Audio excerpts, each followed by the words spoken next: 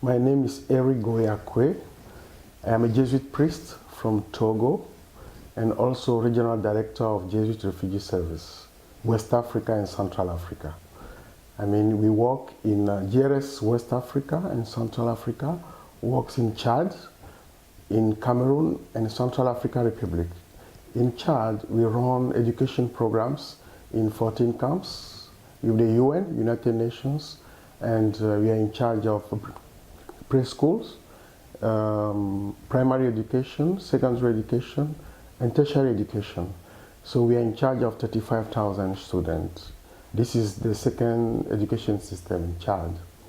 And all of them, they are refugees from Darfur who have been living in Chad since 14 years, since 2006.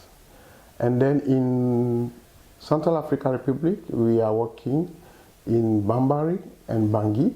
We are in charge of school. This is the same thing always because GRS is expecting education.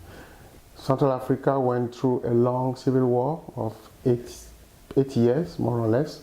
So we are helping in reconstructing the country, especially in the field of education and also in reconciliation and peace. You remember that the Pope asked all the Christians to help rebuild Central Africa. So this is a call we received from Pope Francis, and we are trying to help in this way. With the new Cardinal Dieudonné of Bangui. And in Cameroon, we are working in Eastern Cameroon, in Bertois and Bambari, with Central Africa refugees who came 3 years ago. There are more or less 300,000 refugees from Central Africa. And right now we are working in primary schools and preschools. But we realize that there is a lot of interest in education, in primary education and secondary education. But there are more or less 200,000 youth, 16 years old, 18 years old, without any support. So there is a great risk of them, the risk of alcohol, the risk of being kidnapped by armed groups, and we think that education is a way to help them or to protect them.